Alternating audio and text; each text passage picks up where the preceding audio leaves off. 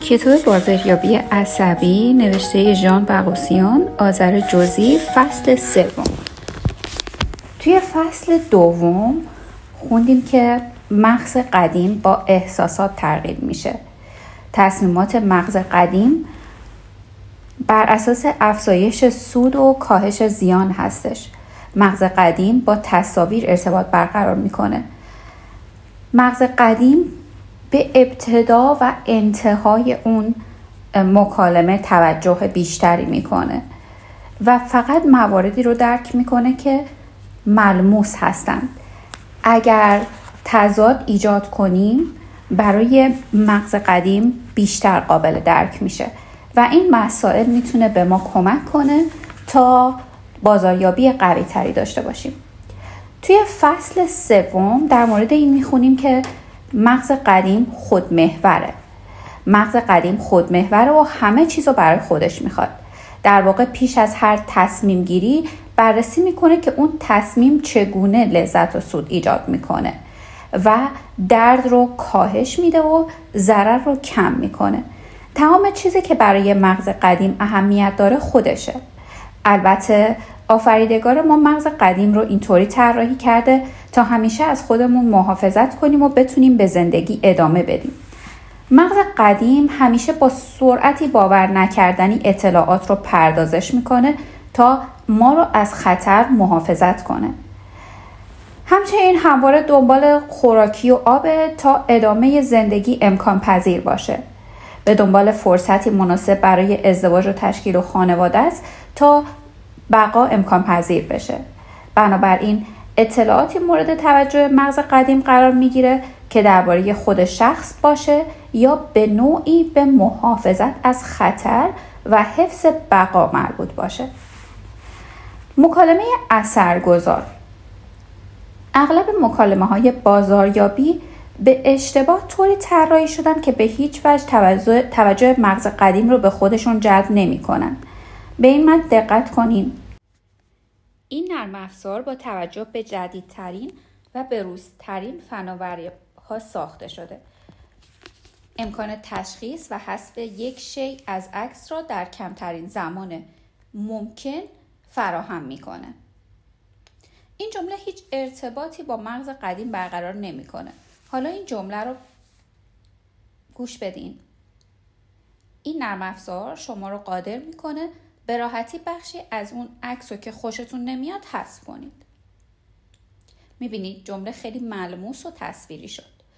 این جمله همان مطلب جمله قبلی رو بیان می‌کنه ولی با واژگانی که مورد توجه مغز قدیم قرار می‌گیره. اگه توجه کنید تو جمله دوم از کلمه شما استفاده شده تا توجه مغز قدیم رو جلب کنه. جمله ملموس و تصویریه و شخص میتونه خودش رو در حال استفاده کردن از اون نرم افزار تصور کنه.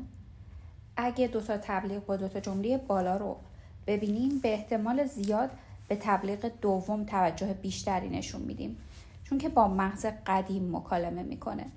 اگر میخواید تبلیغات یا مکالمات فروش تاثیرگذار داشته باشید اونا رو برای مغز قدیم طراحی کنید. تهدید توجه رو جلب میکنه. هر چیزی که تهدید محسوب میشه توجه مغز قدیم رو بلافاصله جلب میکنه. چون که مغز قدیم کارش محافظت از ماست. حتی اگه این تهدیدات به طور مستقیم برای ما نباشه باز توجه مغز قدیم جلب میشه. اگه تبلیغ یا فیلمی رو میبینیم در لحظات حساس توجه مغز قدیم جلب میشه. مثلا اگه توی یک ساختمون ساکت جنایتکاری داره دنبال قربانی خودش میگرده و اونو پیدا نمیکنه. مغز قدیم ناخودآگاه با قربانی احساس همدردی میکنه و بهش میگه مواظب باش که اون تو رو پیدا نکنه. وقتی توی فیلم صحنه تعقیب و گریز با اتومبیل میبینیم خودمون رو تو اون شرایط قرار میدیم و دنبال راه حل میگردیم. تو این شرایط مغز پردازش اطلاعات و احساسات رو بسیار قوی تر انجام میده و به کوچکترین جزئیات هم توجه نشون میده. هر تهدید و خطری باعث میشه مغز اطلاعاتی رو دریافت کنه، پردازششون کنه به صورت دقیق و توی حافظه ذخیره کنه. احساسات و حافظه. هرچی احساسات ما بیشتر تحریک میشن، اطلاعات در حافظه بهتر ذخیره میشه. حتما شما هم خاطرات شیرینی از چندین سال قبل دارید که میتونید با تمام جزئیات به خاطر بیارید. همچنین خاطرات تلخی دارید که به راحتی نمیتونید فراموششون کنید. در هر دو حالت چون تو شرایط احساسی خاصی قرار گرفتین، یعنی خیلی خوشحال یا خیلی غمگین بودین، اطلاعات بسیار بهتر و دقیق‌تر تو مغزتون ذخیره شده. تغییر و حرکت سریع توجه شما رو جلب میکنه. مغز قدیم چگونه خطر رو تشخیص میده؟ یکی از ورودی‌هایی که خطر رو تداعی میکنه هر گونه تغییر و حرکت سریع هستش. هر حرکت سریع توجه مغز قدیم رو جلب میکنه چون احساس خطر ایجاد میکنه. اگر الان در حال گوش دادن به این کتاب هستید، یه صندلی بیفته حتما توجه شما جلب میشه.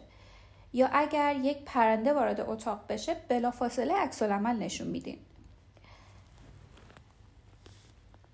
همچنین هر تغییری توی محیط توجه شما رو جلب میکنه. اگر غرق انجام کاری هستین و یه دفعه ببینید شخصی رو به روی شما نشسته بدون اون که متوجه شده باشید، بلافاصله مغز دستور خطر میده تا شما احساس ترس کنید. با اینکه شاید اون فرد یکی از اعضای خانواده شما باشه، ولی این تغییر بزرگ در محیط توسط مغز قدیم خطر محسوب میشه. توی ساخت تبلیغات ویدیویی اغلب از این روش‌ها برای جلب توجه مخاطب استفاده میشه.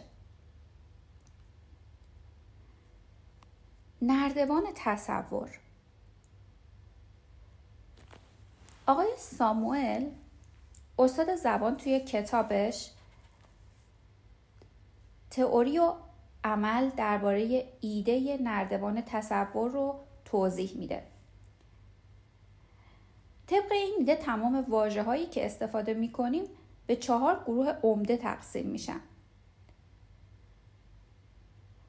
و اینکه بهتر درکشون کنین، یه نردبون رو تصور کنید که واژه‌ها روی پله‌های مختلف اون قرار داده شدن. هرچی از نردبون بالاتر میریم به سمت واژه‌های مفهومی و غیر ملموس پیش میریم. هرچی از نردبون پایین‌تر میایم با واژه‌های تصویری و ملموس برخورد میکنیم. این تقسیم بندی از اونجا شکل گرفته که وقتی یه بچه به دنیا میاد، ابتدا شروع به درک واژه‌های پایین‌ترین پله نردبان تصور میکنه، یعنی واژه‌های سطح اول. وقتی یکم بزرگتر میشه، واژه‌های پله دوم براش قابل فهم میشه و وقتی به بلوغ کامل میرسه، واژه‌های سطح چهارم که کاملا مفهومی و ناملموس هستن قابل درک میشن. طبق این تقسیم بندی آقای ساموئل، تمامی واژه‌ها به 4 دسته تقسیم میشن: نام‌های خاص، نام‌های گروهی، نام‌های عمومی و مفاهیم محض. نام‌های خاص مثلا مثل بنز قرمز. نام گروهی مثل نوجوان‌ها. نام عمومی مثل صنعت. و مفاهیم محض مثل عشق در زندگی. نام‌های خاص در واقع قابل تصور و ملموس هستند. با گفتن واژه بلافاصله یه تصویر واضح و روشن تو ذهن شکل میگیره. مثلا اگه از شما بخوایم یک پراید قرمز رو تصور کنید، تقریبا تمام خواننده ها یک تصویر یکسان تو مغزشون ترسیم میشه. این دسته از واژه ها بلافاصله توجه مغز قدیم رو به خودشون جلب میکنند. اگه توی فصل قبلی یادتون باشه، مغز قدیم به تصاویر و موارد ملموس توجه میکنه. واژه‌هایی مثل سیب سبز، تلویزیون LCD، آیفون و اینجور چیزا تو این دسته قرار میگیرن. نام‌های گروهی، این واژه‌ها میتونن گروه‌های بزرگی رو شامل بشن. واژه‌های تصویری کلی و غیر دقیقی هستن، مثل نوجوانا، والدین، گیاهان خاکی و غیره. نام‌های عمومی این واژه‌ها شامل گروه‌های بزرگ بدون مشخصه مشترک هستند، مثل صنعت، خبرگزاری، درآمد و این قبیل واژه‌ها. مفاهیم محض در واقع تعریف مشخصی ندارن و با اینکه بسیار رایج هستن و زیاد استفاده میشن، ولی برداشت افراد از این واژه‌ها میتونه کاملا متفاوت باشه. واژه‌هایی مثل زندگی، زیبایی، عشق، سلامتی، زمان، موفقیت، امید و غیره تو این دسته قرار میگیرن. این واژه‌ها مورد توجه مغز قدیم قرار نمیگیرن، چون که به اندازه کافی ملموس و تصویری نیستن. البته لازم نیست این 4 گروه رو حفظ کنید تا بتونین تشخیصشون بدین که هر کدوم تو کدوم گروه قرار دارن. موضوع اینه که از واژه‌های گروه‌های بالاتر کمتر استفاده کنیم. مهمترین موضوع استفاده از واژه‌های گروه اول. تو بخش بعدی بیشتر به این موضوع میپردازیم.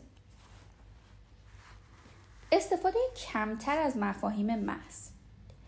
اگه توی تبلیغات ادعا میشه شما با خرید این محصول سلامتی بهتری خواهید داشت، مغز قدیم توجهی به این جمله نمیکنه، چون که هیچ تصویر آنی و مشخصی توی ذهن شکل نمیگیره. بهتره توی مکالمات و تبلیغات از واژه‌های گروه 2، 3 و 4 کمتر استفاده کنیم. البته اگر میخواین توجه مغز قدیم رو جلب کنید. تاکید مهم بر این موضوعه که هرچی از واژه‌های پایین‌تر نردبون استفاده کنیم، یعنی به واژه‌های گروه اول نزدیکتر بشیم، اثرگذاری بر مغز قدیم بیشتر میشه. البته شاید بهترین حالت این باشه که پیام بازاریابی یا مکالمات فروش ما شامل تمامی این دسته ها باشه تا توی مغز میانی هم تاثیر بذاره. در واقع تاثیر گذاشتن توی مغز میانی و جدید رو هم شامل میشه. ولی نکته مهم اینه که سعی کنیم حتما از واژه‌های گروه اول بیشتر استفاده کنیم. بازاریابی به کودکان. کودکان وقتی شروع به درک واژه‌های یک زبان میکنن، ابتدا واژه‌های گروه اول رو درک میکنن. فرض کنین به یک کودک میخواین یه پیشنهاد جذاب بدین. فکر میکنید کدوم بیشتر مورد استقبال واقع میشه؟ جمله اول: اگر ظهر بخوابی در آینده سالمتر و خوشبخت‌تر میشی. جمله دوم: اگر ظهر بخوابی فردا یه بستنی شکلاتی خوشمزه میخرم واسط. واضحه که جمله دوم بسیار اثرگذارتره، چون که بلافاصله با مغز قدیم ارتباط برقرار میکنه و ملموس و تصویریه. البته آقای ساموئل ارائه دهنده این نظریه معتقده که در نوشتن یک کتاب با متن خوب بهتره از واژه تمامی گروه ها استفاده کنیم تا اثرگذاری بیشتر بشه. ولی تاکید ما استفاده بیشتر از واژه‌های گروه اوله، یعنی همون واژه‌هایی که توسط کودکان هم درک میشه. در واقع با استفاده از واژه‌های گروه‌های پایین‌تر میتونیم تو ذهن مخاطب نقاشی زیبایی ترسیم کنیم. پرفروش‌ترین رمان‌ها رمانایی هستند که با هر جمله تصویری واضح ترسیم میکنن و شخص با خوندن کتاب احساس میکنه در حال تماشای یه فیلم زیبا و جذابه.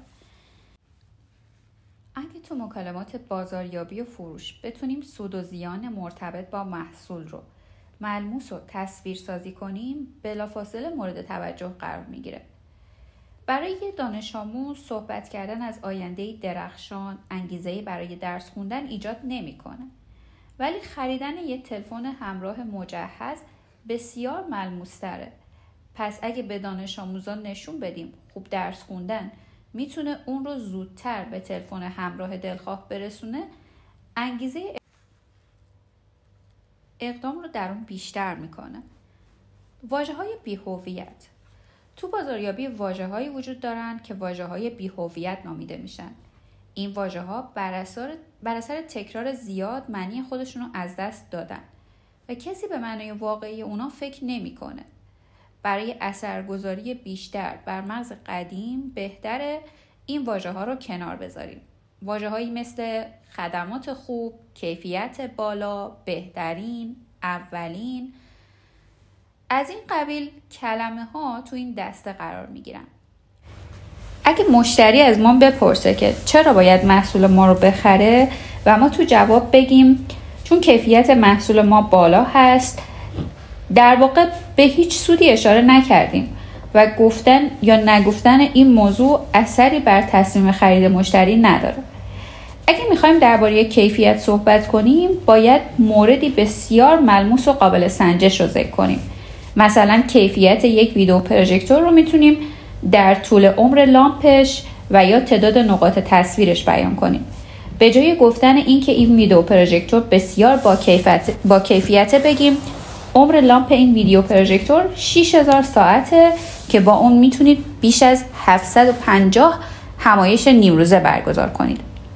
مهارت استفاده از واژه‌های مناسب توی بازاریابی خیلی کلیدی و مهمه. گاهی تغییر چند تا واژه توی تبلیغات پرمخاطب میتونه تأثیر قابل توجهی بر واکنش مخاطب بذاره. پس استفاده از واژه‌های مناسب و دست کم نگیرید. همچنین تا جای ممکن از واژه‌های تصویری و ملموس استفاده کنید. خب توی فصل 3 چند تا نکته کلیدی بود که من دوباره اونا رو یادآور میشم. اینکه مغز قدیم خودمحور و همه چیزو برای خودش میخواد. دوم اینکه هر تهدید و خطری باعث میشه مغز اطلاعات دریافتی رو بسیار دقیق تر پردازش کنه و همچنین توی حافظه ذخیره کنه. سوم اینکه هرچه احساسات ما بیشتر تحریک بشه، اطلاعات توی حافظه بهتر ذخیره میشه.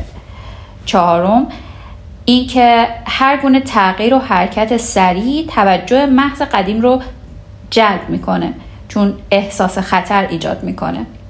پنجم اینکه از واژه‌های گروه اول توی نردبان تصور بیشتر استفاده کنید، مثل همون واژه بنز قرمز. ششم از واژه‌های بی‌هویت استفاده نکنید. بی‌هویت مثل همون کیفیت بالا، خدمات خوب، بهترین و یا اولین. اینجا پایان فصل 3 بود. امیدوارم توی فصل‌های بعدی با من همراه باشین و نکات بیشتری در مورد بازاریابی یاد بگیرید. ایام به کامتون.